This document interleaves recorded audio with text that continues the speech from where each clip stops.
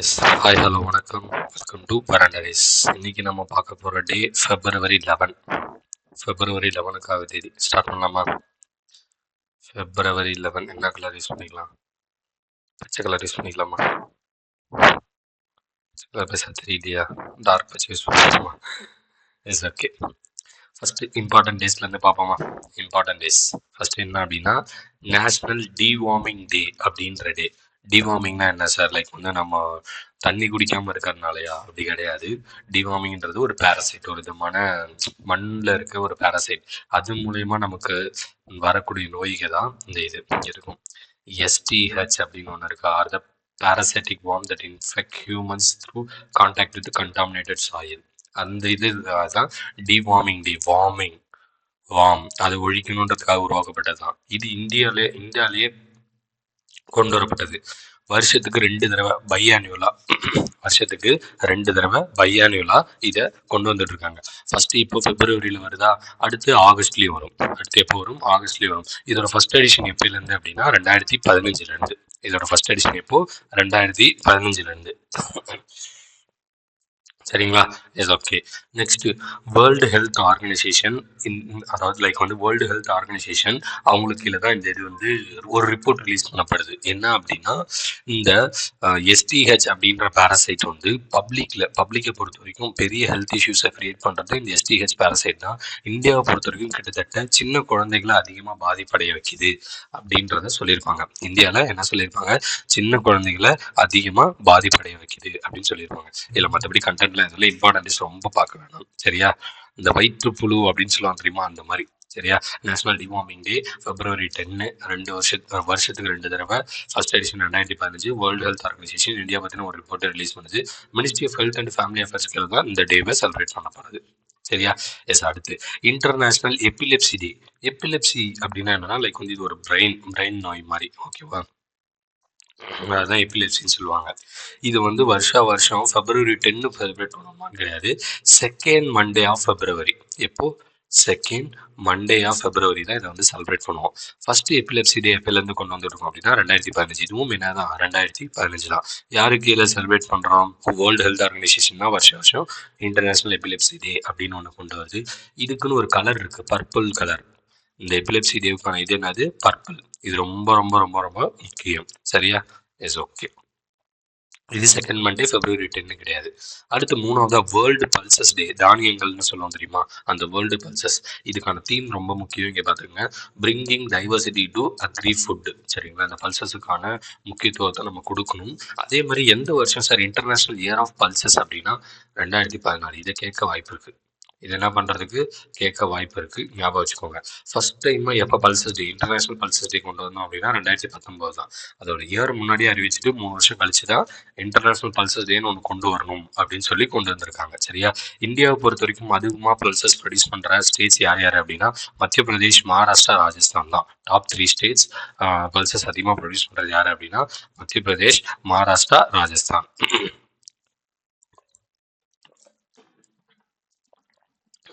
ஓகேவா? அடுத்து world pulses டே. இதோட டிட்பிட்ஸ். இது வந்து ஃபுட் அண்ட் அக்ரிகல்ச்சர் ஆர்கனைசேஷன் தான், FAO அப்படின்றவங்களுக்கு எல்லாம் செலிப்ரேட் பண்ணுது. இது UNGA வேர்ல்டு ஹெல்த் ஆர்கனைசேஷனு கீழே. ஓகேவா? சாரி, UNGA என்ற வேர்ல்டு ஹெல்த் ஆர்கனைசேஷனு கீழே. இது வந்து மினிஸ்ட்ரி ஆஃப் ஹெல்த். ஓகேவா? இதோட தீம், இதுக்கு தீம் கிடையாது.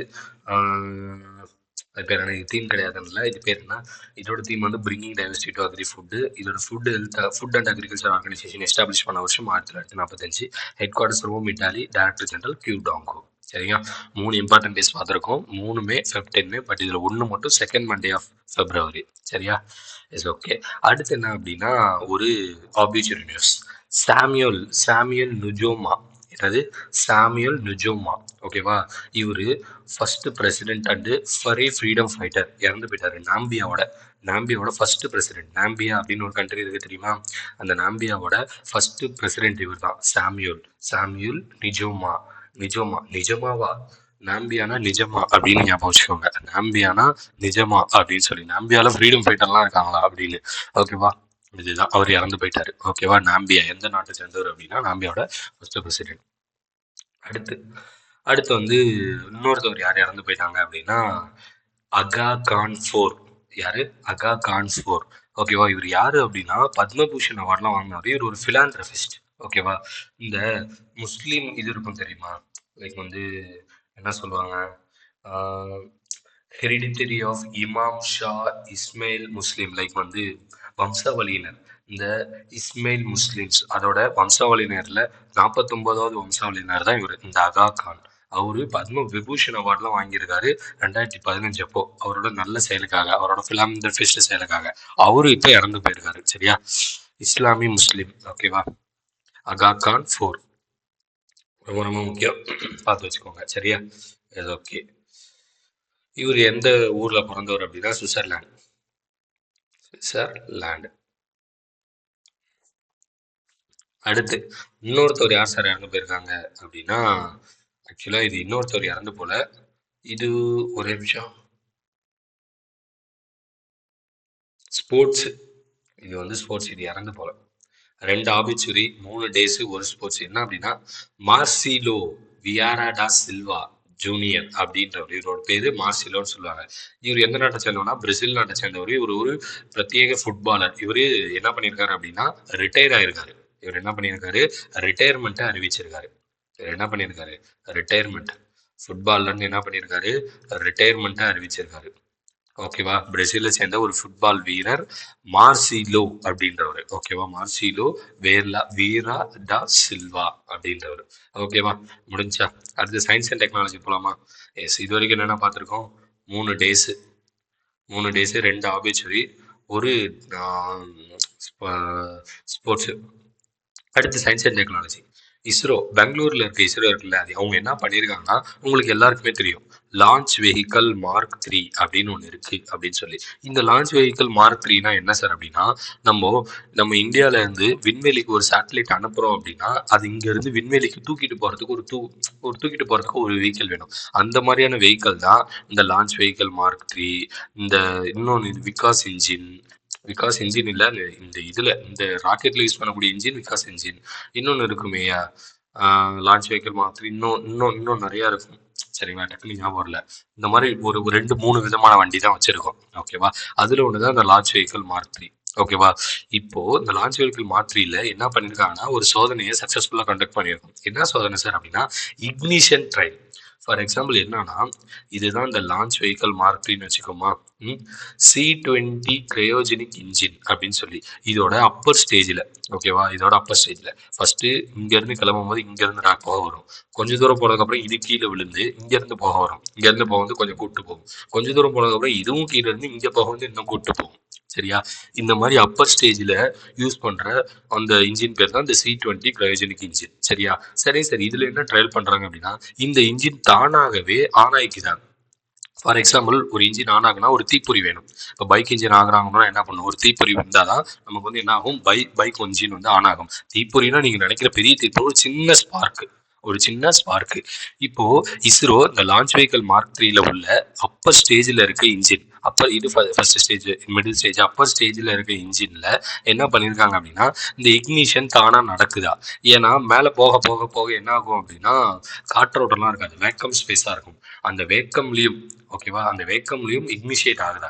எப்படி சார் அப்படி அதுவாகவே இக்னிஷியேட் ஆகும்? அதுக்கு தான் ஒன்று யூஸ் பண்ணுறாங்க, மல்டி எலமெண்ட் இக்னிட்டர் அப்படின்னு ஒன்று. ஓகேவா? மல்டி எலமெண்ட் இக்னிட்டர் அப்படின்ற ஒரு எலமெண்ட்டை அந்த இதில் யூஸ் பண்ணுறாங்க. அந்த எலமெண்ட் என்ன பண்ணும் அப்படின்னா எந்த காற்றோட்டமும் இல்லாத இடத்துலையும் தீப்பொறியை உருவாக்கும். நெருப்பு இல்லாமல் புகை இல்லை அப்படின்னு சொல்லுவாங்க. சரியா? அந்த மாதிரி எந்த காற்றும் இல்லாத இடத்துல,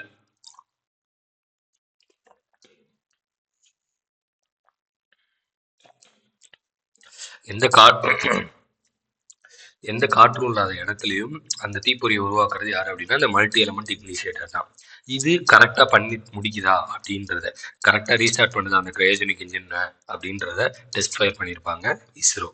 அந்த இன்ஜின் பேரு C-220. ஓகேவா? C-20 cryogenic engine. அவ்வளோதான். அதுக்கப்புறம் இந்த லான்ச் வெஹிக்கல் மார்க் 3 பற்றி சொல்லியிருப்பாங்க. இது வந்து ஒரு 3rd ஸ்டேஜ் லான்ச் வெஹிக்கல் அப்படின்னு சொல்லி. சரியா? Jio synchronise satellite launch vehicle இதுதான். சரியா? GSLV mark 3. PSLV polar satellite vehicle. இது வந்து ஜிஎஸ்எல்வி பிஎஸ்எல்வி ராக்கெட்ஸ் இருக்கும் தெரியுமா? அதுதான் கேட்டேன். என்னடா இன்னும் நிறைய ராக்கெட்ஸ் இருக்குன்னா பிஎஸ்எல்வின்னு ஒன்று இருக்கும் தெரியுமா? அதெல்லாம் தான். சரியா? எஸ். சயின்ஸ் அண்ட் டெக்னாலஜி முடிஞ்சு. ஒரே ஒரு சயின்ஸ் அண்ட் டெக்னாலஜி தான். ஓகேவா? இஸ்ரோ பற்றின டிட்பிட் சொல்லுங்க. இஸ்ரோட ஹெட் குவார்ட்டர்ஸ் பெங்களூரு. இஸ்ரோ ஆரம்பித்த வருஷம் 1969. இஸ்ரோவோட ஹெட் யாரு? இப்போ ஹெட் யாருன்றத சொல்லுங்க. டைரக்டர் ஜெனரல் ஹெட் யாருன்றத சொல்லுங்க. அடுத்து என்ன அப்படின்னா அப்பாயின்மெண்ட்ஸ். சிட்டி பேங்க்னு அப்படின்னு ஒன்று இருக்கியா? சரியா? இது சிட்டி பேங்க் இந்தியான்னு ஒன்று இருக்கு. இதோட ஒரு கிளை தான் இந்த city bank India. City bank India. சரியா? அந்த சிட்டி இந்தியாவோட சிஇஓவா இருக்கவர் யாருது அப்படின்னா அஷோக் குலார். யாரு? அஷோக் குலார் அப்படின்றவர். அஷோக் குலார் கோலாரை பிடிச்சவர். ஓகேவா? சிட்டி இந்தியாவில் இருக்கவர் கோலாறு பிடிச்சவர். அந்த கோலாறு பிடிச்சவர் என்ன பண்றாங்கன்னா, அந்த சிட்டி பேங்க் நியூயார்க்ல இருக்க சிட்டி பேங்க், நீ கோலாறுலாம் பண்ண வேணாம், நீ நேரா எங்களோட ஹெட் ஆயிடு, சிட்டி பேங்க் இந்தியாவோட ஹெட் ஆயிடு அப்படின்னு சொல்லி நியூயார்க்ல உள்ள பேங்க். ஆக்சுவலா இந்த இது வந்து இங்க வரும். சரியா? நியூயார்க் பேஸ் பண்ண பார்த்தது. ஒரே நிமிஷம் இதை அழைச்சாரா உங்களுக்கு குழப்பம். சிட்டி பேங்க் இந்தியானா என்னன்னு தெரிஞ்சிச்சுல? சாரி, சிட்டி பேங்க் இந்தியானா என்னன்னு தெரிஞ்சிச்சுல? அதுதான். சிட்டி பேங்க் இந்தியாவோட முன்னாள் சிஇஓவா இருந்த அஷோக் கோலாறு இப்ப என்ன பண்ணியிருக்காரு அப்படின்னா சிட்டி பேங்க் நியூயார்க்ல இருக்கிறது போயிட்டாரு. இப்ப அந்த இடத்த யாராச்சும் என்ன பண்ணும்ல, அந்த இடத்த இருப்பதற்கு பாலசுப்ரமணியம் வந்துட்டாரு. யார் வந்துட்டாரு? பாலசுப்ரமணியம் வந்துட்டாப்ல. ஓகேவா? எஸ். ஓகே. அடுத்து எக்கனாமிக். இந்த ஜிஐசி நம்ம இந்தியாலேயே 4 ஜெனரல் இன்சூரன்ஸ் கம்பெனி தான் இருக்கு. 4 ஜெனரல் இன்சூரன்ஸ் கம்பெனி தான். அப்படிதான் சார் இருக்குன்னா கவர்மெண்ட் ஆஃப் இந்தியாவுக்கு கீழே 4 ஜெனரல் இன்சூரன்ஸ் கம்பெனி தான். என்னென்னது? NIACL, NICL, UIIC, அடுத்து வந்து இன்னொன்று வருமே ஜிஐசி. ஓகேவா? இந்த 4 தான் இருக்கு. என்னது? NIACL, NICL, UAIC, GIC. ஓகேவா? இந்த 4ல ஒன்னான ஒருத்தவங்க தான் இந்த ஜிஐசி. இந்த ஜிஐசி என்ன பண்றான் அப்படின்னா ஐஆர்டிஐட்ட அப்ரூவ் வாங்கி யூகேல போய் ஒரு பிரான்ச் ஓபன் பண்ண போறான். யூகேல போய் என்ன பண்ண போறான்? ஒரு பிரான்ச் ஓபன் பண்ண போறான் ஜெனரல் இன்சூரன்ஸ்க்காக. யூகேல போய் என்ன பண்ண போறான்? ஒரு பிரான்ச் ஓபன் பண்றான் ஜெனரல் இன்சூரன்ஸ்க்காக. யூகேனா இங்க லண்டன். ஓகேவா? United kingdom. அங்க போயிட்டு இப்போ இது ஓப்பன் பண்றதுக்கு அங்க ஏன்னா மினிமம் கேபிட்டல் ரெக்குவயர்மெண்ட் தேவைன்னா எதுவுமே கிடையாது. எந்த மினிமம் கேபிட்டல் ரெக்குவயர்மெண்ட்டும் கிடையாது. ஒண்ணுகிட்ட என்ன இருந்துச்சுன்னா போதும்னா Great Britain pound equivalent to 1.24 million. ஓகேவா? Great Britain pound 1 equivalent to 1.24. ஒரே நிமிஷம் இருங்க, இதை தெளிவா பாத்துக்கிறேன். புரிஞ்சா? ஜிஐசி இப்ப என்ன பண்றான்? ஜிஐசி என்ன பண்றான்? அவனோட கிளை எங்க போய் ஓபன் பண்றான் அப்படின்னா வந்து யூகேல சப்சிடியா ஓபன் பண்ண போறான். இதுக்கு வந்து $1 இருந்தா போதும், நீ ஓபன் பண்ணிக்கலாம். 1.24 USDக்கு இருந்தா போதும், $1 இருந்தா போதும் அப்படின்ற மாதிரி. இதுக்காக IRDA இருந்து அப்ரூவ் வாங்கினா இதே மாதிரி இங்க பாருங்க. GIC is a 100% government of India public sector undertaking company. It has a branch in UK, London, Kuala Lumpur, Malaysia. இப்போ அது UK லண்டன்லயே வந்துருச்சு, கோலாலம்பூர் மலேசியாலயே வந்துருச்சு. ஓகேவா? ஆக்சுவலா இந்த ஜிஐசின்றது இந்த 4த்துல ஒண்ணு வரதா? ஒரே நிமிஷம். NICL, UAIC இதுதானா? ஏன்னா ஜிஐசின்றது ஒரு general insurance corporation of India. ஒரே நிமிஷம் இருங்க. 4 general insurance companies in India. NICL under government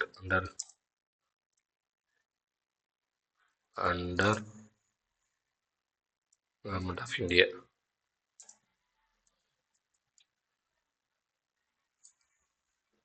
NICL. Okay oriental அதானே பார்த்தேன். இது அது கிடையாது. ஒரே நிமிஷம். இவன் ஒரு ஆர்கனைசேஷன், இவன் தனித்து இயங்கக்கூடிய ஆர்கனைசேஷன். இருங்க ஓரியண்டல். ஏன்னா OICL என்னவோ படிச்ச மாதிரி. OICL. ஓகே, இதையும் தெரிஞ்சுக்கோங்க. மொத்தம் 4 ஜெனரல் இன்சூரன்ஸ் கம்பெனி. அப்ப இவன் யார் சார் அப்படின்னா இவன் ஒரு ரெகுலேட்டரி பாடி மாதிரி. ஜெனரல் இன்சூரன்ஸ்லயே ஒரு ரெகுலேட்டரி பாடி மாதிரி. ஓகேவா? ஜெனரல் இன்சூரன்ஸ்ல என்னது? ஒரு ரெகுலேட்டரி பாடி மாதிரி. ஓகேவா? அவன் தான் இப்ப எங்க ஓபன் பண்ணிருக்கான் அப்படின்னா யூகேல. ஓகேவா? அடுத்து பேங்கிங் என்ன நியூஸ் சார் அப்படின்னா லைக் வந்து SBI ஒரு ரிப்போர்ட் ரிலீஸ் பண்றாங்க. என்ன அப்படின்னா அவங்களோட குவார்ட்டர் இப்போ நம்ம இருக்கிறது என்னது? February 20. இப்போ ஃபினான்ஷியல் இயர் அப்படின்னா என்னன்னா ஏப்ரல் 1/2024 உருவானது தான் FY25ன்னு சொல்லுவாங்க. இதுதான் FY25. இந்த FY25 எப்போ ஆரம்பிக்குது? ஏப்ரல் 1 2024. எப்போ முடியும்? மார்ச் 31.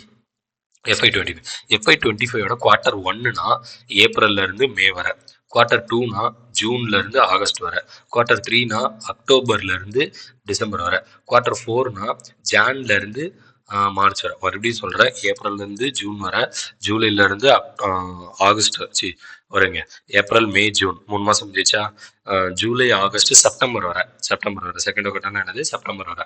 தேர்ட் குவார்ட்டர்னா அக்டோபர் நவம்பர் டிசம்பர் வரை. ஃபோர்த் குவார்ட்டர்னா ஜான் ஃபெப் மார்ச்.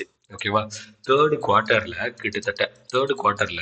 எவ்வளோ அதோட ப்ராஃபிட் இன்க்ரீஸ் பண்ணியிருக்குன்னா 84% இன்க்ரீஸ் பண்ணியிருக்கு எஸ்பிஐ. நம்ம எஸ்பிஐ என்ன பண்றாங்க? மும்பை மகாராஷ்டிரா பேஸ் பண்ண கம்பெனி என்ன பண்றாங்க? அவங்களோட தேர்ட் குவார்ட்டர்ல எவ்வளோ ப்ராஃபிட்டை இன்க்ரீஸ் பண்ணியிருக்காங்க அப்படின்னா 84%. இதுக்கு முன்னாடி குவார்ட்டர்ல 9,164 கோடி இருந்துச்சு. இப்போ அவங்களோட ப்ராஃபிட், நெட் ப்ராஃபிட், அது என்ன சார் நெட் ப்ராஃபிட்? நார்மல் ப்ராஃபிட்டுக்கும் கிராஸ் ப்ராஃபிட்டுக்கும் நெட் ப்ராஃபிட்டுக்கும் என்ன சம்மந்தம் அப்படின்னா, கிராஸ் ப்ராஃபிட்னா அதுல லைக் வந்து இப்போ நான் ஒரு இடத்துல விவசாயம் பண்ணுறேன், ஓகேவா? எனக்கு 1 லட்ச ரூபா கிடைச்சிருக்கு அப்படின்னா அந்த 1 லட்ச ரூபான்றது ப்ராஃபிட். நெட் ப்ராஃபிட் தான் அந்த 1 லட்ச ரூபாவே எனக்கு செலவு இருக்கும். என்னன்னா, நான் உழவு ஓட்டியிருப்பேன், எனக்கு ஆள் கூலி இருக்கும், இந்த மாதிரி எனக்கு வந்து பயிர் உரம் வாங்குறது காசு கொடுக்கணும், இந்த மாதிரி எல்லாத்தையும் போக என்னோட செலவுகள்லாம் தவிர்த்துட்டு மிச்சம் பார்க்கறதா நெட் ப்ராஃபிட். கிராஸ்னா ஓவரால். ஓகேவா? நெட் ப்ராஃபிட்டே கிட்டத்தட்ட 16,000 கோடி. சரியா? கிட்டத்தட்ட 40 லட்சம் கோடி அட்வான்சஸ் லோன்ஸ் மட்டுமே கொடுத்துருக்கோம். 13% இன்க்ரீஸ் ஆயிருக்கு. என்பிஏவும் குறைஞ்சிருக்கு. 2.07% என்பிஏவும் குறைஞ்சிருக்கு. கிராஸ் என்பிஏ 2.7%, 2.07% குறைஞ்சிருக்கு. நெட் என்பிஏ 0.53 குறைஞ்சிருக்கு. நெட் என்பிஏ இம்ப்ரூவ் ஆயிருக்கு சார். கிராஸ் என்பிஏ குறைஞ்சிருக்கு, பட் நெட் என்பிஏ இம்ப்ரூவ் ஆயிருக்கு. எனக்கு புரியல சார். கிராஸ் என்பிஏன்றது குறையுது, நெட் என்பிஏன்றது ஏறுது. ஃபர்ஸ்ட் என்பிஏனா என்ன, கிராஸ் என்பிஏனா, நெட் என்பிஏனா என்ன? என்பிஏனா வாரா கடன் அப்படின்னு சொல்லுவாங்க. சரியா? நீங்க தான் ஒரு பேங்க், நீங்க ஒரு 100 ரூபா கொடுக்குறீங்க ஒரு கடனா. அந்த 100 ரூபாயுமே உங்களுக்கு திரும்ப வந்துட்டா அப்படின்னா உங்களுக்கு என்பிஏவே கிடையாது. நீங்க 100 ரூபா கொடுத்த கடன்ல கஸ்டமர் உங்களை ஏமாத்திட்டால, கஸ்டமரால தர முடியல, 80 ரூபா தான் தந்தான் அப்படின்னா மிச்சம் 20 ரூபா உங்களுக்கு என்ன அப்படின்னா என்பிஏ. சரியா? சரி, என்பிஏ புரிஞ்சிச்சு. கிராஸ் என்பிஏனா என்ன, நெட் என்பிஏனா என்ன? அது எப்படி கிராஸ் என்பிஏ குறையுது ஆனா நெட் என்பிஏ இருது அப்படின்னா, ஃபர்ஸ்ட் கிராஸ் என்பிஏனா இப்போ அந்த கஸ்டமர் 100 ரூபா கடன் வாங்கினா அவனால 80 ரூபா தான் திருப்பி தர முடிஞ்சிச்சு. இந்த மிச்சம் 20 ரூபான்றது கிராஸ் என்பிஏ. ஓகேவா? இப்போ நான் இவன்கிட்ட கடன் கொடுத்த நேரத்திலேயே கொஞ்சம் சம்பாதிச்சிருப்பேன். நான் ஒரு 5 ரூபா சம்பாதிச்சிருக்கேன் 1 வருஷம் கழிச்சு. இவன் 1 வருஷம் கழிச்சு இந்த 80 ரூபா தான் தந்தான். அந்த 1 வருஷத்துக்குள்ளே நான் எவ்வளவு சம்பாதிச்சிருப்பேன் அப்படின்னு 5 ரூபா. நான் இப்ப என்ன பண்றேன், என்னோட கிராஸ் என்பி 20 ரூபா, என்னோட நஷ்டம் 20 ரூபா, என்னோட லாபத்தை வச்சு அந்த நஷ்டத்தை சரி கட்ட போறேன். ஓகேவா? இதான் ப்ரொவிஷன் சொல்லுவாங்க. இதுக்கு பேர் தான் ப்ரொவிஷன் சொல்லுவாங்க. அப்போ என்னோட லாபம் கழிச்சுட்டேன் அப்படின்னா எனக்கு இன்னும் எவ்வளவு நட்டம்? 15. இந்த ப்ரொவிஷன் போக மிச்சம் இருக்கிறது தான் நெட் என்பிஏ. ஆக கிராஸ் என்பிஏ குறைஞ்சிருக்கு, நெட் என்பிஏ இன்னும் இம்ப்ரூவ் ஆனதுக்கு காரணம் என்ன அப்படின்னா, அசட் லைக் வந்து என்ன அப்படின்னா, இதுல என்ன லாஜிக்னு வச்சுக்கங்களேன், அவங்களோட நெட் என்பிஏவை ப்ராஃபிட் யூஸ் பண்ணி கம்மி பண்ணல, ப்ரொவிஷனை யூஸ் பண்ணி அவங்க என்ன பண்ணலன்னா சரி கட்டல, அப்படியே விட்டுருக்காங்க. இருக்கட்டும் அப்படின்னு சொல்லி அப்படியே விட்டுருக்காங்க. அவ்வளவுதான் லாஜிக். ஓகேவா? கிராஸ் என்பிஏ குறைஞ்சிருக்குல, அது நல்ல சைன் தான். நெட் என்பிஏ குறையல அப்படின்னா அது காரணம் என்ன அப்படின்னா, அவங்க ப்ராஃபிட் யூஸ் பண்ணி அதை டேக்கிள் பண்றாங்களா இல்லை டேக்கிள் பண்ணிக்கலையா, அப்படியே விட்டுட்டாங்களா அப்படிங்கிறது தான். சரியா? Yes, okay. அவங்களோட அசட் குவாலிட்டியும் பெட்டரா இருக்கு. அசட் குவாலிட்டி அப்படின்னா அவங்க ஒரு காசு லோன் கொடுத்தாங்க அப்படின்னா அதோட ரிட்டர்ன்ஸ், இப்போ நான் 100 ரூபா கொடுத்து 80 ரூபா வந்துச்சுன்னா இது நல்ல அசட்டா? இது பேங்க்குக்கு இந்த 100 ரூபான்ற நல்ல சட்டை கிடையாது. அது 20% லாஸ். இதே ஒரு 100 ரூபா கொடுத்து 120 ரூபா ரிட்டர்ன் பேங்க் கிடைச்சிச்சுன்னா அது ஒரு நல்ல அசட் குவாலிட்டி. ஓகேவா? அந்த மாதிரி இந்த எஸ்பிஐல இருக்க அசட்ஸ் எல்லாமே குவாலிட்டியா இருக்குது அப்படின்றத சொல்லியிருப்பாங்க. கேபிட்டல் அடிக்யூசி ரேஷியோ 13% அதிகமா இருக்கு. அப்படின்னா என்ன சார் அப்படின்னா, நமக்கு பணம் தேவைப்படக்கூடிய நேரத்துல நம்மளால கேபிட்டலை எடுக்க முடியுமா, நமக்கு தேவைப்பட்ட நேரத்துல அப்படிங்கிறதான். என்னால கடன் கொடுக்க முடியுமா, ஓகேவா, அப்படின்றதுதான் கேபிட்டல் அடிக்வசி ரேஷியோ. அதே மாதிரி எஸ்பிஐ என்ன பண்றாங்க அப்படின்னா, அவங்களோட டிஜிட்டல் ப்ரெசன்ஸ் இப்போலாம் நீங்க வந்து மற்ற பேங்க்ல போய் அக்கௌண்ட் ஓப்பன் பண்ணா என்ன பண்ணுவாங்களான்னு தெரியாது. யோனோ அப்படின்னு ஒன்று இருக்கு எஸ்பிஐல. லைக் வந்து நீங்க எந்த டாக்குமெண்ட்ஸ், எந்த பேப்பரை ஃபில் பண்ணணும் அந்த மாதிரி எதுவுமே கிடையாது. உங்களோட ஆதார் கார்டு ஜெராக்ஸ், ஒரு போட்டோ, இது இருந்தா போதும். நீங்க எந்த ஃபார்மையும் ஃபில் பண்ண வேணாம், டிஜிட்டலாகவே சிஸ்டத்திலே ஓப்பன் பண்ணிக்கலாம். இதுக்கு முன்னாடி வரைக்கும் எப்படி சார் இருந்துச்சுன்னா, நீங்கள் ஒரு 10 ஃபார்ம் ஃபில் பண்ணணும். அதாவது உங்கள் நேமு, உங்கள் அட்ரஸ்ஸு, இது நீங்கள் ஓபிசியும் கொடுத்தாலும் நீங்கள் என்ன பண்ணணும் அப்படின்னா உங்கள் name, address, date of birth, உங்களோட நாமினி யார் எல்லாத்தையுமே ஃபில் பண்ணணும். இது வந்து டிஜிட்டல் அக்கௌண்ட்ஸ். ஓகேவா? அதான் சொல்கிறாங்க. இது எஸ்பிஐ பண்ணியிருக்காங்க. அவங்க 84% அவங்களோட ப்ராஃபிட்டை இன்க்ரீஸ் பண்ணியிருக்காங்க. நெக்ஸ்ட் போமா. ஆர்பிஐ என்ன பண்ணியிருக்குன்னா ரெண்டு மெர்ஜிங் நடந்திருக்கு. அந்த 2 மெர்ஜிங்க்கு அப்ரூவ் கொடுத்துருக்கு. ஓகேவா? இந்த மெர்ஜிங்லாம் எதுக்கு இல்லை சார் நடக்கும்? இந்த மெர்ஜிங்லாம் எதுக்கு இல்லை நடக்கும் அப்படின்னா banking regulations act 1949 subsection 4 section of 44A section 56 இது 3மே முக்கியம். இதுல இருந்து கேள்விகள் கண்டிப்பா வரலாம். மெர்ஜிங் எந்த இது கீழே நடக்குது இதெல்லாம் தான் நம்ம படிக்காம போவோம். கேட்டாலும் போட்டுக்க வேணாம் அப்படின்னு சொல்லி. ஆனா அப்படி இருக்காதீங்க. Subsection 4 section of 44 subsection 4 section of 44A section 56 banking regulation act. ஓகேவா? Yes okay yes okay okay okay இப்போ ஆர்பி யார் 2 பேரை சார் வாலண்டியரா வந்து அவங்களை மெர்ஜ் பண்ணியிருக்கு அப்படின்னா கோவா பேஸ் பண்ண citizen cooperative bank, Maharashtra base பண்ண டிஜேஎஸ்பி சஹகாரி பேங்க், இவங்க 2 பேரையும் சேர்த்து வச்சிருக்கு. அடுத்து மகாராஷ்டிரா பேஸ் பண்ண பூனே கமர்ஷியல் கோஆபரேட்டிவ் பேங்க், அடுத்து சத்ரா பேஸ் பண்ண புனே கமர்ஷியல் கோஆபரேட்டிவ் பேங்க், அடுத்து பூனே மகாராஷ்டிரா பேஸ் பண்ண பிம்ப்ரி. ஓகேவா? யார் சிட்டிசன் டிஜேஎஸ்பி. ஓகேவா? அடுத்து பூனே கமர்ஷியல் பேங்க் தான் அதோட பேரு. பிம்பி பிபி பூனே பிம்பரி.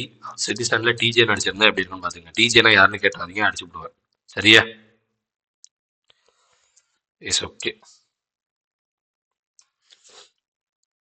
அடுத்து அர்பன் கோஆபரேட்டிவ் பேங்கை கேட்டகரிஸாக பிரிக்கிறாங்க. டயர் 1 இருக்கிற cooperative bank, tier 2, tier 3, tier 4. இதை ஒரு தடவை பார்த்து வச்சுக்கோங்க. சரியா? எஸ். அடுத்த பேங்கிங் நியூஸ் என்ன அப்படின்னா Bajaj Allianz general insurance Pune Maharashtra base பண்ணுவேன். இவன் ஹெர்சியோன் கேர் இதுலயே இருக்கு. இதுல என்ன இருக்கு? ஹெர்ன்னு இருக்கு. அப்ப கண்டிப்பா யாருக்காக தான் இருக்கும்? உமனுக்காக தான் இருக்கும். ஹெர்சியோன் கேர் அப்படின்னு ஒரு புதுசா ஹெல்த் இன்சூரன்ஸ் கொண்டு வந்திருக்கான். சரியா? புதுசா என்ன பண்ணிருக்கோம்? ஒரு ஹெல்த் இன்சூரன்ஸ் பிளான். இந்த ஹெல்த் இன்சூரன்ஸ்ல நீங்க ஜாயின் பண்ணிட்டீங்க, ப்ரீமியம் கட்டினீங்க அப்படின்னா உங்களுக்கு இதுக்கு எலிஜிபிலிட்டி 18 வயசுல இருந்து 80 வயசு வரைக்கும் இருக்கலாம். சரிங்களா? 18 வயசு வரைக்கும் 80 வயசு வரைக்கும் இருக்கலாம். சில்ட்ரனா இருந்தா 90 வயசுல இருந்து 35 வருஷம் வரைக்கும் இருக்கலாம் நீங்க இருக்க எலிஜிபிலிட்டி. ஓகேவா? இதுல என்னென்ன சார் உங்களுக்கு தரும் அப்படின்னா இப்போ ஃபார் எக்ஸாம்பிள் ஒரு பொண்ணு இந்த ஹெல்த் இன்சூரன்ஸ் போட்டு வச்சிருக்கு அப்படின்னா அந்த பொண்ணுக்கு எதனா ட்ரீட்மெண்ட் பண்ணணும். கிட்டத்தட்ட இன்ஃபெர்டிலிட்டி ட்ரீட்மெண்ட் பண்ணாலும் அந்த செலவை இந்த இன்சூரன்ஸ் ஏற்றுக்கும். சரியா? ஃபார் எக்ஸாம்பிள் ஏன்னு ஒரு பெண்மணி இருக்காங்க. அந்த பெண்மணி இந்த இன்சூரன்ஸ் போட்டு வச்சிருக்காங்க, இந்த ஹெல்த் இன்சூரன்ஸ். அவங்களுக்கு குழந்தைய இல்லைனால அவங்க அதுக்காக ட்ரீட்மெண்ட் பண்ணிக்கிறாங்க. அந்த ட்ரீட்மெண்ட்டுக்காக எவ்வளோ செலவானாலும் இந்த இன்சூரன்ஸ் கட்டியிருக்காங்கல்ல அதுல இருந்து அவங்க பே பண்ணிடுவாங்க. அந்த மாதிரியான விஷயம். அடுத்து maternal expense, adoption expense, prenatal expense, இந்த மாதிரி நிறைய எக்ஸ்பென்ஸு இவங்க ஏற்றுக்கிறாங்க. கிட்டத்தட்ட 2 லட்சத்துலேருந்து 2 கோடி வரைக்கும் பெனிஃபிஷியரியாக இருக்காங்க. ஓகேவா? அதாவது உங்களுக்கு 3 லட்சத்துலேருந்து 2 கோடி வரைக்கும் இந்த இன்சூரன்ஸ் போட்டிங்கன்னா பெண்மணிகளுக்கு பெனிஃபிஷியரி. ஓகேவா? Yes okay. Policy time period நீங்கள் 5 வருஷம், 1 வருஷம், 5 வருஷம் அந்த மாதிரி எடுத்துக்கலாம். சரியா? இதில் 2 காம்பனன்ட் இருக்குது. வைட்டா ஷீல்டு அப்படின்ற ஒரு காம்பனன்ட், கிரெடல் கேர் அப்படின்ற ஒரு காம்பனன்ட். இந்த ஹெல்த் இன்சூரன்ஸ்லேயே நீங்கள் வைட்டா ஷீல்டு போட்டுக்கிட்டாலும் பெண்களுக்கு நல்லதான், கிரெடல் ஷீல்டு போட்டுக்கிட்டாலும் பெண்களுக்கு நல்லதான். என்னோட கேள்வி, இந்த பஜாஜ் உனக்கு நாட்டில் பெண்கள் மட்டும்தான் கண்ணுக்கு தெரியுறாங்களா, ஆண்கள் யாரும் கண்ணுக்கு தெரியலையா அப்படின்றதுதான். மற்றபடி இதில் கண்டென்ட் எதுவும் இல்லை. நீங்கள் யாரும் எதுவும் கோவப்பட வேணாம். பஜாஜ் அலையன்ஸ் ஜென்ரல் இன்சூரன்ஸ்லாம் யாரும் கிடையாது. பஜாஜ் அப்படின்ற ஒரு என்பிஎஃப்ஐயும் அலையன்ஸ் அப்படின்ற ஒருத்தவங்க, இந்த 2 பேரும் சேர்ந்து உருவாக்குனா தான் பஜாஜ் ஃபின்சர்வ். ஓகேவா? பஜாஜ் அப்படின்றவனும் பஜாஜ் ஃபின்சர்வ் அப்படின்றவனும் அலையன்ஸ் அப்படின்றவனும் சேர்ந்து உருவாக்குனால அந்த பஜாஜ் அலையன்ஸ் ஜென்ரல் இன்சூரன்ஸ். சரியா? ஹெர்சியோன் கேர் அப்படின்னு ஒரு ஜென்ரல் இன்சூரன்ஸை லான்ச் பண்ணியிருக்கான். இது ஹெட் குவார்ட்டர்ஸ் புனே மகாராஷ்டிரா, தப்பன் ஷிங்கிள். ஓகேவா? ஓகே. நெக்ஸ்ட் போலாமா? அடுத்து ஐடிஎஃப்சி ஃபர்ஸ்ட் பேங்க் என்ன பண்ணியிருக்காங்க அப்படின்னா சீனியர் சிட்டிசன்ஸ்க்காக நாங்கள் பேங்கிங் தனியாக பண்ணுறோம். நீங்கன்னா எல்லா பேங்க்கும் பண்ணுறது, சீனியர் சிட்டிசன்ஸ்க்காகவே நாங்கள் தனியாக பண்ணுறோம். அவங்களுக்காக ஈஸியாக சேவிங்ஸ் அக்கௌண்ட் கொடுக்குறது, அவங்களுக்காக ஈஸியாக ஃபிக்ஸ்டு டெபாசிட் கொடுக்குறது, அவங்களுக்காக ஆப் கொண்டு வருது, அவங்களுக்காக service. For example senior citizens யாராச்சும் ஐடிஎஃப்சிக்கு போனாங்கன்னா அவங்களுக்கு மட்டும் தனியாக இருக்கும். வயசானவங்க இங்கே வாங்க, அவங்களாம் போகாதீங்க, உங்களுக்கு சீக்கிரமா முடிச்சு விட்றோம், இல்லை உங்களுக்குன்னு தனி இது இருக்கு, நீங்க எதுக்கு அங்கே போகணும். அந்த மாதிரி சீனியர் சிட்டிசன்ஸ்க்காக பிரத்யேகமாக பேங்கிங் சர்வீசஸை கொண்டு வர போகிறோம், பேங்கிங் ப்ராடக்ட்ஸை கொண்டு வர போகிறோம். அவங்களுக்கு சேவிங்ஸ் அக்கௌண்ட்டு. இந்த சேவிங்ஸ் அக்கௌண்ட்டில் என்ன சார் நல்லது அப்படின்னா கிட்டத்தட்ட சேவிங்ஸ் அக்கௌண்ட்டில் இருக்க டிஃப்ரெண்ட் விதமான சார்ஜஸ். நீங்கள் மினிமம் பேலன்ஸ் மெயின்டைன் பண்ணலாம் ஒரு சார்ஜ், அப்டேட் கேவிசி அப்டேட் பண்ணலாம் ஒரு சார்ஜ், ஏடிஎம் கார்டு யூஸ் பண்ணலாம் ஒரு சார்ஜ், யூஸ் பண்ணால் ஒரு சார்ஜ், 10 டிரான்சாக்ஷன் மேலே நடத்தின ஒரு சார்ஜ், 100 டிரான்சாக்ஷன் மேலே இந்த மாதிரி 30 வகையான சார்ஜ் சீனியர் சிட்டிசன்ஸ்க்காக இந்த சேவிங்ஸ் அக்கௌண்ட்லேருந்து கட் பண்ணுறோம் அப்படின்னு சொல்லியிருக்காங்க. அதே மாதிரி இந்த ஃபிக்ஸ்டு டெபாசிட்ல அவங்களுக்குன்னு 0.5% இன்ட்ரெஸ்ட் ரேட்டை அதிகப்படுத்தி கொடுக்குறோம். அவங்களுக்குன்னு ஒரு ஸ்பெஷல் ஆப், அவங்களுக்கு என்னது ஒரு ஸ்பெஷல் ஆப், சரியா? அவங்களுக்குன்னு சில மெம்பர்ஷிப்பு, இந்த மாதிரி நிறைய கொடுக்க போறாங்க. அதே மாதிரி நீங்க எஃப்டியை க்ளோஸ் பண்ணணும் அப்படின்னா உங்களுக்கு ப்ரீமெச்சூர் வித்ட்ரால் கிடையாது. லைக் வந்து ப்ரீமெச்சூர் அதுக்கான சார்ஜஸ் கிடையாது. ஏன்னா இப்போ எஃப்டியை பொறுத்த வரைக்கும், ஃபிக்ஸட் டெபாசிட்டை பொறுத்த வரைக்கும் நீங்க ஒரு அக்கௌண்ட்ல காசு போடுறீங்க அப்படின்னா, ஓகேவா, அந்த அக்கௌண்ட்ல காசு போடுறீங்க அப்படின்னா ஃபிக்ஸ்டு டெபாசிட், ஃபிக்ஸ்டாக ஒரு டைமுக்கு அதை டெபாசிட் பண்ணி வைக்கணும். நீங்கள் அதை பண்ணாமல் இருந்தீங்க, எனக்கு இடையிலேயே அர்ஜென்ட்டுக்கு வேணும் அப்படின்னு எடுத்தீங்க அப்படின்னா உங்களுக்கு பெனால்ட்டி போடுவாங்க. அந்த பெனால்ட்டி இதில் கிடையாது. யாருக்கு மட்டும் கிடையாது, சீனியர் சிட்டிசன்ஸ்க்கு மட்டும் கிடையாது. IDFC first bank MD and CEO V Vaidyanathan 2018 உருவாக்குனது, Mumbai Maharashtra, always a first. அடுத்து நேஷனல் போயிடலாமா டக்கு டக்குன்னு. Centre for development of advancing computing, இவன் நோய்டா உத்தரப்பிரதேஷ்ல இருக்கான். இவன் என்ன பண்றான் அப்படின்னா லெகோ, லியோன்னு நினைச்சேன் நான் ஃபர்ஸ்ட், ஆனா லெகோ, லியோ கிடையாது, லெகோ அப்படின்ற டென்மார்க் கம்பெனி, லெபோ அப்படின்ற டென்மார்க் கம்பெனியோட டைப் பண்றான். யாரு? Centre for development of advanced computing, Lego அப்படின்றத டைப் பண்றான். எதுக்காக அப்படின்னா இந்தியாவில் உள்ள எலக்ட்ரானிக் டாய் இண்டஸ்ட்ரியை டெவலப் பண்ணணும். எலக்ட்ரானிக் டாய்ஸ், ஓகேவா, பொம்மை, எலக்ட்ரானிக் பொம்மைகளோட இண்டஸ்ட்ரி அதிகப்படுத்தணும் அப்படின்னு சொல்லி. இது அதிகப்படுத்துக்காக என்ன சார் பண்ண போறோம் அப்படின்னா இளைஞர்களுக்கு அவங்களுக்கு ட்ரைனிங் கொடுக்க போறோம். நீங்க இந்த 6 month டாய் லேப் ட்ரைனிங் நோய்டா உத்தரப்பிரதேஷ்ல, ஓகேவா, அடுத்து 6 months இண்டஸ்ட்ரி இன்டர்ன்ஷிப். இந்த மாதிரி கொடுக்கறதுனால என்ன பண்ணுவோம்னா, ஃபார் எக்ஸாம்பிள் நான் இருக்கேன், நான் இந்த ட்ரைனிங் இந்த இன்டர்ன்ஷிப் அட்டன் பண்ணனா எனக்கு ஒரு ஐடியா கிடைக்கும். எப்படி பிசினஸ் பண்ணணும், எப்படி இந்த டாய்ஸை உருவாக்கணும், அதை எப்படி பிசினஸா மாற்றணும், அதுல இருந்து எப்படி சம்பாதிக்கணும். இப்படி பண்றதுனால இந்தியாவுக்கு என்ன நடக்குதுன்னா, உள்நாட்டிலேயே லைக் வந்து இந்தியாவிலே என்ன தயாரிக்கப்படுது, டாய்ஸ் தயாரிக்கப்படுதா, அதான் சொல்லியிருப்பாங்க. சரியா? ஓகே, அவ்வளவுதான். இது யார் டைப் பண்ணியிருப்பா? லெகோ அப்படின்ற டென்மார்க் பேஸ்டான கம்பெனி. அடுத்து வந்து centre for development of advanced computing. இவன் மினிஸ்ட்ரி ஆஃப் ஐடி கீழே வருவான். மினிஸ்ட்ரி ஆஃப் ஐடி கீழே வர ஒரு அங்கம் தான் MEITY, ஓகேவா, மினிஸ்ட்ரி ஆஃப் ஐடி, ஓகேவா.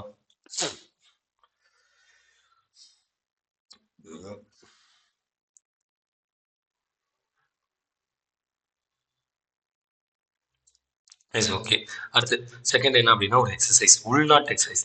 இதே மாதிரி ஆர்ம்டு ஃபோர்ஸஸ் ஒரு எக்ஸசைஸ் நடத்திருக்கு. இன்னுக்கான 2வது கேள்வி. இதே மாதிரி ஆர்ம்டு ஃபோர்ஸஸ் ஒரு எக்ஸசைஸ் நடத்திருக்கு. அந்த ஆர்ம்டு ஃபோர்ஸஸ் எக்ஸசைஸ் பேர் என்ன, நேம் என்ன? ஆர்ம்டு ஃபோர்ஸ் எக்ஸசைஸ் நேம் என்ன? சரியா? சரி, ஓகே. இங்கே யார் எக்ஸசைஸ் நடத்துறாங்க அப்படின்னா இந்தியன் ஏர்ஃபோர்ஸும் இந்தியன் ஆர்மியும். சரிங்களா? இந்தியன் ஆர்மி, இந்தியன் ஏர்ஃபோர்ஸ் என்ன பண்றாங்க, எக்ஸ் விங்டு ரைடார் அப்படின்னு சொல்லி, ஓகேவா, எக்ஸ் விங்டு ரைடார். இந்த எக்ஸசைஸோட முடிவுல இந்தியன் ஏர்ஃபோர்ஸோட சீஃபான மார்ஷல் ஏபி சிங்கும் இந்தியன் ஆர்மியோட சீஃபான உபேந்திர திவேடியும் கிட்டத்தட்ட ஒரு ஹிஸ்டாரிக் ஃபிளைட் டுகெதர். என்ன அப்படின்னா தேஜாஸ் அப்படின்ற ஏர்கிராஃப்ட் இருக்கு தெரியுமா, தேஜாஸ் அப்படின்ற ஃபிளைட்ல பறந்துருப்பாங்க. ஓகேவா, லைக் வந்து அதில் ஒரே ஒரு ஆள் தான் உட்கார முடியும். சரிங்களா? அதில் வந்து ஃபைட்டர் ஜெட்டு காப்பாற்றுறது எல்லாமே பண்ணலாம். அந்த தேஜஸ்ல அவங்க என்ன பண்ணியிருக்காங்க அப்படின்னா 2 பேரும் ஒன்றா சேர்ந்து ஓட்டியிருக்காங்க அப்படின்றத சொல்லியிருக்காங்க. இது என்ன எக்ஸசைஸ் அப்படின்னா லைக் வந்து அவங்கவுங்க ஸ்கில்ஸ், இந்தியன் ஆர்மி இந்தியன் நேவிக்கு இந்தியன் ஏர்ஃபோர்ஸ்க்கு சொல்லிக் கொடுக்குற ஸ்கில்ஸ், இந்தியன் ஏர்ஃபோர்ஸ் இந்தியன் ஆர்மிக்கு சொல்லிக் கொடுக்குற ஸ்கில்ஸ், அதுதான் அதில் இருக்கும். இதில் மற்றபடி வேறலாம் எதுவும் கிடையாது, நல்லா பார்த்துக்கோங்க. சரியா? Yes, okay. Chief of army, Indian army எப்போ உருவானது அப்படின்றது தெரியணும். 1895 உருவாக்கப்பட்டது, நியூ டெல்லி, உபேந்திர திவாடி. அதே மாதிரி ஏர்ஃபோர்ஸ் எப்போ உருவானது, 1932, ஓகேவா, நியூ டெல்லி. ரெண்டுமே டெல்லி தான். 32, 85 ரொம்ப ரொம்ப முக்கியம், பார்த்துக்கோங்க. அடுத்த நியூஸ் என்ன அப்படின்னா யூனியன் மினிஸ்ட்ரி ஆஃப், அடுத்த நியூஸ் என்னது, union ministry of state, ministry of state யாரு, ஜெயந்த் சௌத்ரி அப்படின்றவங்க. எதோட மினிஸ்ட்ரி ஆஃப் ஸ்டேட் அப்படின்னா skill development, MSDE, ministry of skill development corporation, ஓகேவா, ஸ்கில் டெவலப்மெண்ட் அண்ட் என்டர்பிரினர்ஷிப், ஓகேவா. MSDEன்றது ministry of skill development and entrepreneurship. அவங்க என்ன பண்றாங்க அப்படின்னா ஒன்று லான்ச் பண்ணுறாங்க. யார்? இந்த ஜெயந்த் சௌத்ரி. என்ன லான்ச் பண்ணுறாங்க அப்படின்னா ஸ்வலாம்பினி அப்படின்ற ஒரு ப்ரோக்ராம், உமன் ஆண்டர்பிரினர்ஷிப் ப்ரோக்ராம். இந்த ஸ்வலாம்பினின்றது என்னன்னா, பெண்களோட வேலை வாய்ப்பை அதிகப்படுத்தணும், பெண்களோட முதலாளித்துவத்தை, ஆண்டர்பிரினர்ஷிப்னா சுய தொழில் தொடங்குறது, ஓகேவா, பெண்களோட சுய தொழில் தொடங்குற அதை அதிகப்படுத்தணும். இந்த ப்ரோக்ராம் எங்கே லான்ச் பண்ணுறாங்கிறது முக்கியம். 3 நார்த் ஈஸ்டர்ன் ஸ்டேட்டில். எங்கே? 3 நார்த் ஈஸ்டர்ன் ஸ்டேட்டில், அசாம், மேகாலயா, மிசோரம். இந்த 3 நார்த் ஈஸ்டர்ன் ஸ்டேட்டில் தான், சரிங்களா. 9 காலேஜில், யூனிவர்சிட்டிஸில் இது லான்ச் பண்ணுறாங்க. அங்கே இருக்க உமன்ஸ் என்ன பண்ணிக்கலாம் அப்படின்னா, இந்த ப்ரோக்ராம் அட்டன் பண்ணி என்ன பண்ணிக்கலாம், தொழில் முனைவோராக ஆகலாம், ஆண்டர்பிரினர்ஷிப் ஆகலாம். அங்கே இருக்க பசங்களாம் என்ன பண்ணலாம் அப்படின்னா, எங்கே ஓரமாக பீடா கடை போடுறதோ இல்லை ஐடி கம்பெனி காலைக்கு போகிறதோ போங்க. பெண்களுக்கு நாங்கள் என்ன பண்ண போகிறோம் அப்படின்னா, அசாம், மேகாலயா, மிசோரம் உள்ள 9 காலேஜ் உள்ள பெண்மணிகளுக்கு நாங்கள் ப்ரோக்ராம் வச்சு அவங்களுக்கு சொல்லி தர போகிறோம். கிட்டத்தட்ட 600 ஃபீமேல் ஸ்டூடெண்ட்ஸு. இது யார் சார் பண்ணுறா அப்படின்னா, Indian institute of entrepreneurship NITI Aayog 2 பேர் சேர்ந்து தான் அதை பண்ணுறாங்க. சரியா. இதை லான்ச் பண்ணது யார் அப்படின்னா ஜெயந்த் சௌத்ரி. இதில் இன்னும் வேற என்னென்ன சார் அப்படின்னா, ஃபர்ஸ்ட் 600 பெண்மணிகளை தேர்ந்தெடுத்து அதில் 300 செக்ரிகேட் பண்ணி அவங்களுக்கு ட்ரைனிங் கொடுத்து அதில் 10% ஆஃப் உமன்ஸோட பிஸ்னஸை கண்டிப்பாக வைக்கணுன்றதுக்காக ஒரு சில இனிஷியேட்டிவ்ஸ். 40 மணி நேரம் ட்ரைனிங்கு, 300 பேர் செலக்ட் பண்ணவங்களுக்கு, ஓகேவா. இதெல்லாம் தான் இதில் இருக்கு. சரியா. எஸ். இன்னும் லாஸ்ட் ரெண்டு நியூஸ் என்ன அப்படின்னா, அதுக்கு முன்னாடி லாஸ்ட் 2 நியூஸ் என்ன அப்படின்னா, டிஆர்டிஓன்னு ஒருத்தர் இருக்கான்ல, அந்த டிஆர்டிஓ என்ன பண்றான்னா, புதுசா என்ன பண்றான், இங்க இருக்கும் பாருங்க, directorate of futuristic technological management இப்படின்னு ஒருத்தவன், DFTM. இவன் யாரு அப்படின்னா, டிஆர்டிஓக்கு கீழே வர ஒரு அங்கம். இவன் என்ன பண்றான் அப்படின்னா, ஒன்னுத்து புதுசா அன்வீல் பண்றான். என்ன அன்வீல் பண்றான்? Redefined the augmented research verticals trust areas. இங்க இருக்கு பாருங்க, ஒரு நிமிஷம், இப்படி இது பண்ணா நல்லா இல்ல.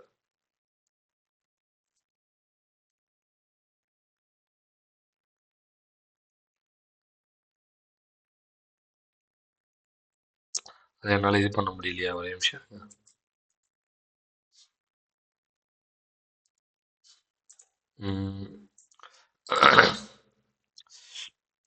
இப்போ புரிஞ்சிருக்கோம் நினைக்கிறேன். சரியா.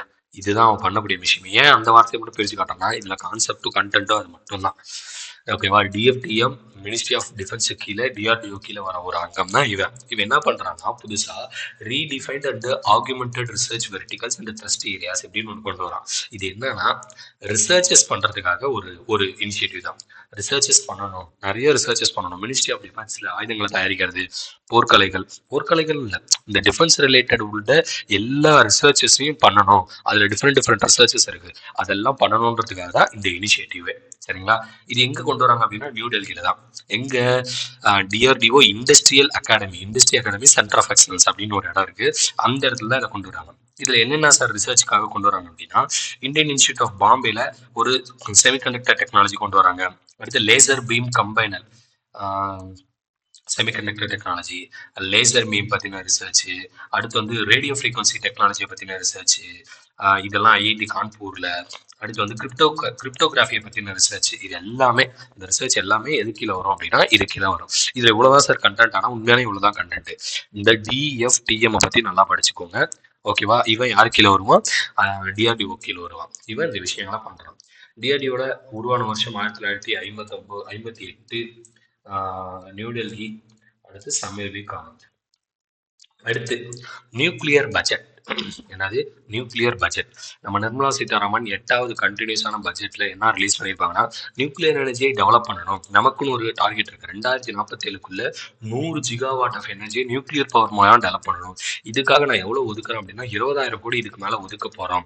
இதுக்காக சார் இந்த 20,000 கோடி ஒதுக்குறாங்க. இதனால ஸ்மால் மாடியூல் ரியாக்டர் வைப்பாங்க. இந்த மாடியூல் ரியாக்டர் வைக்கிறதுனால நிறைய நியூக்ளியர் எனர்ஜி சின்னதா ப்ரொடியூஸ் பண்ண முடியும். பெரிய ரியாக்டர் வச்சா நிறைய ப்ரொடியூஸ் பண்ணணும், அதுக்கு நிறைய காசு ஆகும், அதுக்கு இடம் வேணும், அதுக்கு இன்ஃப்ராஸ்ட்ரக்சர் டெவலப்மெண்ட் வேணும். சின்ன மாடியூல் ரியாக்டர் வைக்கணும் அப்படின்றதுக்கான ஒரு initiative.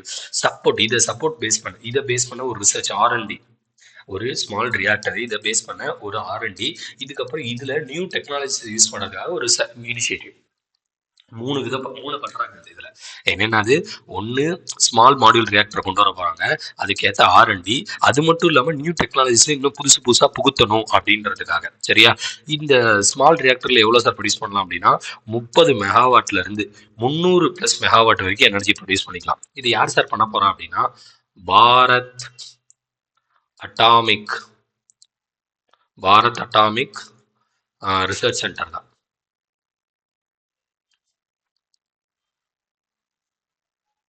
Bharat atomic research centre தான்.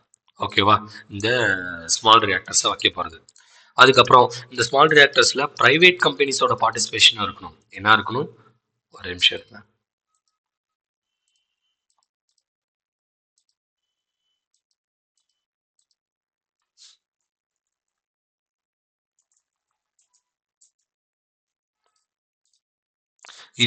இதுல என்னன்னா பிரைவேட் கம்பெனிஸோட பார்ட்டிசிபேஷன் இருக்கணும் இந்த ஸ்மால் ரியாக்டர்ல. இதுக்கு மேலே கவர்மெண்ட் மட்டும் தான் இதை பண்ணணும்ல, பிரைவேட் காரங்களும் இதில் பார்ட்டிசிபேட் பண்ணணும். லைக் ஒன்று நம்ம என்ன பண்ணியிருக்கணும், 2047க்குள்ள 100 ஜிகாவாட் எனர்ஜியை ப்ரொடியூஸ் பண்ணியே ஆயிருக்கணும். இப்போதைக்கு ஒரு 10 ஸ்மால் ரியாக்டரை கன்ஸ்ட்ரக்ட் பண்ண ஆரம்பிச்சிட்டாங்க. 10 ஸ்மால் ரியாக்டரை ராஜஸ்தான், தமிழ்நாடு, குஜராத், ஹரியானா இந்த மாதிரி இடத்துலலாம் கன்ஸ்ட்ரக்ட் பண்ண ஆரம்பிச்சிட்டாங்க. சரியா? அதே மாதிரி நமக்கு இன்னொரு டார்கெட்டும் இருக்கு. 500 மெகாவாட் 2030க்குள்ள நான் ரினியூபிள் எனர்ஜியா இருக்கணும். சரி, ரினியூபிள் எனர்ஜியா இருக்கணும். சரியா? 500 மெகாவாட் நம்ம ப்ரொடியூஸ் பண்ணியே ஆகணும் அப்படின்ற ஒரு டார்கெட் இருக்கு. இதை ஞாபகம் வச்சுக்கோங்க. அதே மாதிரி வேற என்ன இந்த அமெண்ட்மெண்ட்ல எது கீழே நடக்குது அப்படின்னா 1962 அட்டாமிக் எனர்ஜி ஆக்ட் அப்படின்றது கீழே தான் இந்த அமெண்ட்மெண்ட் எல்லாமே பண்றாங்க. இந்த இனிஷியேட்டிவ், இந்த அமெண்ட்மெண்ட். ஓகேவா? அதுக்கப்புறம் civil liability nuclear damage act 2010. இது 2 ஆக்டுமே ரொம்ப ரொம்ப முக்கியம். Civil liability nuclear damage act, atomic energy 1962 act. ஓகேவா? இந்த ஆக்டை பார்த்து வச்சுக்கோங்க. இந்த ஆக்ட் கீழே தான் இந்த இனிஷியேட்டிவ், இந்த டார்கெட் எல்லாமே கொண்டு வராங்க. சரியா? Yes, okay. அதுல என்னென்ன பிளான்ட் வைக்க போறாங்க நான் இப்போ சொன்னேன்ல, லைக் இதோட அட்வான்ஸ்மெண்ட் என்னென்ன பண்ண போறாங்கன்னு. அதுதான், அவ்வளவுதான். Ministry of finance Nirmala Sitharaman ministry of power. Last but not least நமக்கு என்ன அப்படின்னா கேபினெட் அப்ரூவல்ஸ். என்னது? நமக்கு கேபினெட் அப்ரூவல்ஸ். இதை பற்றின பேசிக் அவுட்லெட் கொடுக்குறேன். இதுக்கு உண்டான ஒவ்வொரு ஸ்கீமையும் அடுத்த இதில் அடுத்த டேவோட வீடியோஸில் எக்ஸ்பிளைன் பண்ணுறேன். சரியா? ஃபர்ஸ்ட் பேசிக் அவுட்லெட் என்னன்னா கேபினெட் அப்ரூவல்ஸ்னா என்னன்னு தெரியும். சரிங்களா? பிப்ரவரியில் நடக்கிற ஃபர்ஸ்ட் கேபினெட் அப்ரூவல் அப்படின்னு நினைக்கிறேன். சரியா? இதுக்கு முன்னாடி கேபினெட் அப்ரூவல் பிப்ரவரியில் நடக்கலன்னு நினைக்கிறேன். நடந்துச்சு அப்படின்னா எனக்கு அதை சொல்லுங்க, எனக்கு மறந்துருக்கலாம். சரியா? ஃபர்ஸ்ட் கேபினெட் அப்ரூவல் என்ன அப்படின்னா நியூ டேக்ஸ். சொன்னோமா, நம்மளோட பட்ஜெட் வீடியோ யாராச்சும் பார்க்காம இருந்தீங்கன்னா அதை போய் பார்த்துருங்க. உங்களுக்கு கண்டிப்பாக யூஸ்ஃபுல்லாக இருக்கும்.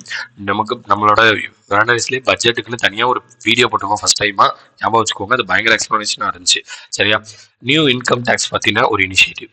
New income tax bill pass பண்ணாங்கல்ல, அதோட ஸ்லாப் என்னென்ன அப்படிங்கிறது தான். லைக் 4 lakh வரைக்கும் 0%, அடுத்து 4 lakhல இருந்து 8 lakh வரைக்கும் 5%, அடுத்து 8 lakhல இருந்து 12 lakh வரைக்கும் 10%. இந்த மாதிரியான இந்த ஸ்லாப் இது எல்லாமே இந்த பிடிஎஃப்ல இருக்கும். சரிங்களா? இன்னைக்கு குரூப்ல ஒரு மெசேஜ் ஃபார்வர்ட் பண்றேன். அந்த மெசேஜ்ல உங்களுக்கு எல்லாமே புரியும். சரியா? அந்த இதை பார்த்துக்கோங்க. நெக்ஸ்ட் ஃபர்ஸ்ட் கேபினெட் அப்ரூவல் ஆக்சுவலா இதுதான். என்ன அப்படின்னா அந்த டாக்ஸஸை பத்தி சொல்லியிருப்பாங்க. சரியா? Income tax act 1961. இதை ஞாபகம் வச்சுக்கோங்க. Income tax act 1961. அடுத்து செகண்ட் கேபினெட் அப்ரூவல்ஸ் என்னன்னா நேஷனல் NCSK இருக்குல்ல, இது முடிச்சு ஃபர்ஸ்ட் முடிச்சு. நேஷனல் என்னன்னா செகண்ட் என்னன்னு வரேன். செகண்ட் என்ன அப்படின்னா நேஷனல் கமிஷன் ஃபார்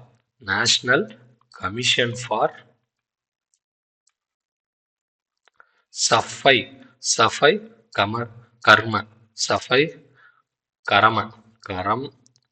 கரம்சாரிஸ். இந்த சஃபை கரம்சாரிஸ்னா யாரு அப்படின்னா ட்ரைனேஜ்ல இறங்கி வேலை பார்ப்பாங்க தெரியுமா? துப்புரவு தொழிலாளர்கள், சானிடேஷன் பிளஸ் ட்ரைனேஜ்ல இறங்கி வேலை பார்க்குற தொழிலாளர்கள் எல்லாத்துக்குமே உண்டான ஒரு சங்கம் தான் இந்த நேஷனல் கமிஷன் ஃபார் நேஷனல் சஃபை கமர்சாரிஸ். ஓகேவா? சானிடேஷன் ஒர்க்ல ஈடுபடுறவங்க. ஓகேவா? இவங்களுக்கு லைக் வந்து என்ன சொல்றாங்கன்னா, இது எப்போ கொண்டு வந்தது அப்படின்னா ஆக்சுவலா 2028 கொண்டு வந்து 2018 கொண்டு வந்துட்டாங்க. இந்த national commission for supply commerce service 2018 கொண்டு வந்து அது எப்போ வரைக்கும் செயல்படும் அப்படின்னா 2025 வரைக்கும் செயல்படும் அப்படின்னு சொல்லி வச்சிருந்தாங்க. ஓகேவா? இவங்களுக்காக ஒரு அங்கப்பா. இதுக்கு மேல இந்த இந்த கமிஷன் என்ன பண்ணும் அப்படின்னா, எல்லா சானிடைசேஷன் ஒர்க்கர்ஸ்க்கும் உங்களுக்கான சேலரி கரெக்டாக போய் சேருதா, அவங்களுக்கான அலவன்சஸ் எல்லாமே போய் சேருதா, அலவன்சஸ் மட்டும் இல்லை அவங்களுக்கான ரைட்ஸ் எல்லாமே கிடைக்குதா, அவங்களுக்குன்னு ஒதுக்கப்படுற இனிஷியேட்டிவ் அவங்கள போய் சேருதா அப்படின்ற ஒரு இதை பார்த்துக்கிறதுக்காக இருந்தது. இது 2025 முடியறதா இருந்துச்சு. இப்போ அது என்ன பண்ணியிருக்காங்கன்னா 3 வருஷத்துக்கு எக்ஸ்டெண்ட் பண்ணியிருக்காங்க. 3 வருஷத்துக்கு எக்ஸ்டெண்ட் பண்ணியிருக்காங்க. 2028 வரைக்கும் எக்ஸ்டெண்ட் பண்ணியிருக்காங்க. அவ்வளோதான் இந்த நியூஸ். இதுக்காக எவ்வளோ கோடி செலவு பண்ணுறாங்க அப்படின்னா 50.91 கோடி செலவு பண்ணுறாங்க. எவ்வளோ கோடி செலவு பண்ணுறாங்க? 50.91 கோடி. இதில் என்னென்னா அந்த சானிடேஷன் ஒர்க்கறதுக்கான வாழ்வாதாரத்தை உயர்த்துறது, அவங்களோட வாழ்வாதாரத்தை உயர்த்துறது, அவங்களோட ஒர்க்கிங் கண்டிஷன் சும்மா இஷ்டத்துக்கு இறங்காமல் அவங்களுக்குன்னு சில பல இன்ஸ்ட்ருமெண்ட்லாம் கொடுத்து அவங்களோட ஒர்க்கிங் கண்டிஷன் அதிகப்படுத்துறது. அதே மாதிரி யாரும் இறந்துடக்கூடாது. இந்த இந்த சானிடேஷன் ஒர்க்கர், அதாவது இந்த துப்புரவு தொழிலாளர்கள், இந்த ஸ்கேவஞ்சர்ஸ்னு சொல்லுவாங்க. ஸ்கேவஞ்சர்ஸ்னா ட்ரைனேஜ் கிளீன் பண்றவங்க. அவங்க யாரும் இறந்துடக்கூடாதுன்றதுக்காக முக்கியமாக ரொம்ப நிறைய இனிஷியேட்டிவ் பண்ணணும் அப்படின்றதுல இருப்பாங்க. சரியா? Yes, okay. அதுதான் இந்த national commission for Safai Karamchari act 1993 கொண்டு வந்து இதோட கமிஷன் வந்து 2015 தான் வந்து கொண்டு வந்தாங்க, அப்ரூவ் பண்ணாங்க. ஓகேவா? அவங்களுக்கான ரூல்ஸ் எல்லாம் வந்து ஓகேவா? இப்போ அதை வந்து 3 வருஷத்துக்கு எக்ஸ்டெண்ட் பண்ணியிருக்காங்க. சரியா? அதே மாதிரி ஸ்கேவெஞ்சிங் இனிமேல் மனிதர்கள் தான் பண்ணணும்னு இல்லை, அதை இன்ஸ்ட்ருமெண்ட் யூஸ் பண்ண ஆரம்பிக்கணும். ஏன்னா அது மனிதர்கள் பண்ணால் கண்டிப்பாக அதில் இறக்கக்கூடிய தன்மை, அதை வந்து ட்ரைனேஜை க்ளீன் பண்ணுறது அப்படின்னா சும்மா கிடையாதுயா. சரியா? அது வந்து நம்ம மாற்றணும். என்ன பண்ணணும் அப்படின்னா அதை மானிட்டர் பண்ணி இன்ஸ்ட்ருமெண்ட்ஸ் யூஸ் பண்ணணும், வெஹிக்கல்ஸ் யூஸ் பண்ணணும், மேன் யூஸை கம்மி பண்ணிட்டு அப்படின்னு சொல்லி சொல்கிறாங்க. சரியா? இன்ஸ்ட்ருமெண்ட்ஸ். அடுத்து 3வது என்ன அப்படின்னா skill in India. Skill India programme. என்னது? Skill India. Skill India programme என்ன சார் அப்படின்னா ஒன்றும் கிடையாது. இந்த ஸ்கில் இந்தியா ப்ரோக்ராம் 2022 கொண்டு வந்து 2025 2022-23 கொண்டு வந்து 25-26 முடிய வேண்டியதாக இருந்தது. இப்போ இது என்ன பண்ணியிருக்காங்கன்னா 25 முடிய வேண்டியதாக இருந்தது. இப்போ அதை 26 வரைக்கும் ஆக்சுவலாக இப்போதைக்கு கொஞ்சமாக எக்ஸ்டெண்ட் பண்ணியிருக்காங்க. இப்போதைக்கு என்ன பண்ணியிருக்காங்க அப்படின்னா ஆக்சுவலாக ஒன்றும் இல்லையா, 2023 இருந்துச்சா அதை 2026 வரைக்கும் எக்ஸ்டெண்ட் பண்ணியிருக்காங்க. சரியா? இந்த ஸ்கில் இன் இந்தியா ப்ரோக்ராம்னா என்ன சார் அப்படின்னா இது ஒரு சென்ட்ரல் செக்டார் ஸ்கீம். அப்படின்னா முழுக்க சென்ட்ரல் கவர்மெண்ட் மட்டும்தான் இதில் ஸ்பான்சர் பண்ணும். இந்தியாவில் உள்ள யூத்ஸை அவங்களோட ஸ்கில்ஸை டெவலப் பண்ணணுன்றதுக்காகவே இந்த ப்ரோக்ராமை கொண்டு வரப்பட்டுச்சு. எப்படி உமன்ஸோட ஸ்கில்ஸை டெவலப் பண்ணணுன்றதுக்காக ஸ்வலம்பிகா அப்படின்னு சொல்லி நார்த் ஈஸ்டர்ன் ஸ்டேட்டில் கொண்டு வந்தாங்களோ அந்த மாதிரி இது ஒரு இனிஷியேட்டிவ். ஓகேவா? இந்த கீழே நிறைய ஸ்கீம்ஸ் இருக்குது. இதுக்கு கீழே நிறைய ஸ்கீம்ஸ் இருக்குது. இந்த ஸ்கில் இந்தியா இந்த skill India initiative, skill India programme என்ன பண்ணியிருக்காங்கன்னா 2026 வரைக்கும் எக்ஸ்டெண்ட் பண்ணியிருக்காங்க. கிட்டத்தட்ட 8,000 கோடி இன்வெஸ்ட் பண்ணி என்ன பண்ணியிருக்காங்க, கொண்டு வந்திருக்காங்க. அவங்களுக்கான ஸ்கில்ஸ் எல்லாம் டெவலப் பண்ணி எப்படி சார் ஸ்கில்ஸ் டெவலப் பண்ணுவாங்கன்னா 3 ஸ்கீம் மூலயமா. பிரதான் மந்திரி கௌஷல் விகாஸ் யோஜனா. ஓகேவா? Pradhan Mantri national apprentice program. ஓகேவா? Pradhan Mantri national apprentice program. 3வதா Jan சிக்ஷன் சாந்தம். இந்த கௌஷல் விகாஸ் யோஜனா அவங்களுக்கான ஸ்கில்ஸ் டெவலப் பண்ணி கொடுக்கறது. அப்ரண்டிஸ்னா அவங்களுக்கு தெரியல, கவர்மெண்ட் இந்த அப்ரண்டிஸ் ப்ரோக்ராம் நடத்தும் தெரியுமா, அந்த இது இதெல்லாம் தான். ஓகேவா? இந்த கௌஷல் விகாஸ் யோஜனாலாம் இதோட 4.0 வெர்ஷன் வந்துருச்சு. இதோட வெர்ஷன் என்ன வந்துச்சு? 4.0. ஓகேவா? இது என்ன அப்படின்னா ஸ்கில்லை டெவலப் பண்ணணும். 15 வயசுல இருந்து 50 வயசு 59 வயசு இருக்கவங்களோட ஸ்கில்ஸை டெவலப் பண்ணணும். அவங்களுக்குன்னு 400 விதமான கோர்சஸ் இருக்கு. சரியா? அடுத்து இந்த நேஷனல் அப்ரண்டிஸ் ப்ரோக்ராம்னா ஒன்றும் இல்லையா, கவர்மெண்ட்டே நடத்தும். யாராச்சும் இன்ஜினியரிங் முடிச்சவங்க தான் கவர்மெண்ட்டே என்ன பண்ணணும் அப்படின்னா அப்ரண்டிஸ் ப்ரோக்ராம் நடத்தும். நீங்கள் அதில் அப்ளை பண்ணி என்ன பண்ணிக்கலாம் அப்படின்னா ஒரு 6 மாதம் ஒரு 10 என்னோட ஃப்ரெண்டு ஒருத்தவங்க இருக்காங்க, அபிமன்யன் ஒருத்தவங்க. அவன் என்ன பண்ணான் அப்படின்னா நெய்வேலி லிக்னைட் இந்த இது இருக்குல்ல அதில் அப்ரண்டிஸாக ஜாயின் பண்ணி லைக் வந்து டெம்பரரியாக ஜாயின் பண்ணி ஒர்க்கை கற்றுக்கிறது. இது மூலயமா நம்ம ஸ்கில்ஸ் டெவலப் ஆகும். அந்த இதை சொல்லியிருப்பாங்க. அடுத்து ஜன் சிக்ஷன் சாந்தம் அப்படின்ற ஒன்று. இது என்ன அப்படின்னா இது முக்கியமாக உமன்ஸுக்காக. எப்படி எல்லாத்தையுமே மக்களுக்காக பண்ண முடியுமா? மக்கள் வேற உமன்ஸ் வேறையா இல்லையா? முக்கியமா உமன்ஸுக்காக கொண்டு வரப்படுது. அது ரூரல் உமன்ஸ்க்காக. ஓகேவா? ரூரல் உமன்ஸ்க்காக. பட்டிதுற என்ன 50 ரூபா கொடுக்குற அந்த மாதிரி. சரியா? ரூரல் உமன்ஸ்க்காக கொண்டு வரப்பட்ட ஸ்கீம். அவங்களோட ஸ்கில்ஸ் டெவலப் பண்ணணும் அப்படின்றதுக்காக. இதுதான் 3rd. 4th என்ன அப்படின்னா 4வது லாஸ்ட் ஒன்று என்ன அப்படின்னா ஒன்றும் கிடையாது.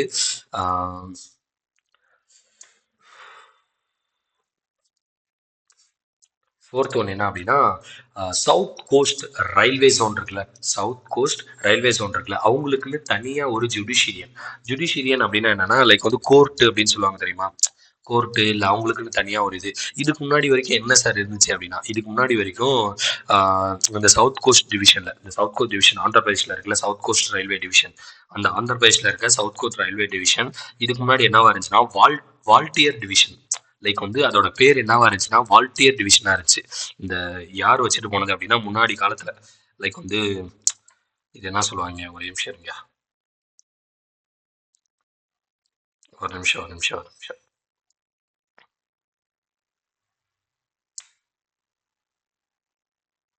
ஒன்றும் இல்லை. இதுக்கு முன்னாடி வரைக்கும் இந்த வால்டியர் டிவிஷன் அப்படின்றது தனியாக செயல்பட்டு இருந்துச்சு. விசாகப்பட்டினம் தனியாக செயல்பட்டு இருந்துச்சு. இப்போ என்னன்னா இது ரெண்டுத்தையும் சேர்த்து ஒன்னா விசாகப்பட்டினம் அப்படின்னு சொல்லி வச்சுட்டாங்க. சவுத் கோஸ்ட் ரயில்வே ஜோன் அப்படின்னு சொல்லி டிவிஷனல் ஜூரிடிக்ஷன். ஒரு நிமிஷம், ஜூரிடிக்ஷன் நான் பார்த்து வச்சேன், நான் மறந்துட்டேன். ஜூரிடிக்ஷன்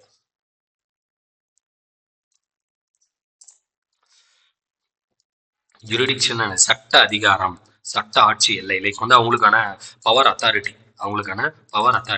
இதுக்கு முன்னாடி வரைக்கும் வார்டல் டிவிஷன், லைக் வந்து இது என்னோட டிவிஷன் உன்னோட டிவிஷன் சொல்லுவாங்க தெரியுமா. இதுக்கு முன்னாடி வரைக்கும் வால்டியர் டிவிஷன் அப்படின்றது தனியா இருந்துச்சு, விசாகப்பட்டினம் டிவிஷன். இப்போ இது எல்லாத்தையும் ஒன்னா சேர்த்து இது எல்லாமே விசாகப்பட்டினம் டிவிஷன் அப்படின்னு சொல்லி லைக் வந்து இது பாண்டிச்சேரி தமிழ்நாடு அப்படின்னு தனித்தனியா இருந்த சோனை ஒன்னாக்குன மாதிரி இது ஒரு விஷயம். சரிங்களா? எஸ், ஓகே, எஸ், அவ்வளோதாயா. நான் இந்த ஜுடிஷியல் நியூஸ் மட்டும் தனியாக சொல்கிறேன் மீன்ஸ் அப்புறமா சொல்கிறேன். நான் எல்லாருமே புரிஞ்சிருக்குன்னு நினைக்கிறேன். 4 இது எல்லாமே சரியா. மறக்காமல் நியூஸ் பாருங்கள். இந்த பிடிஎஃப் உங்களுக்கு ஷேர் ஆகிடும். தேங்க்யூ.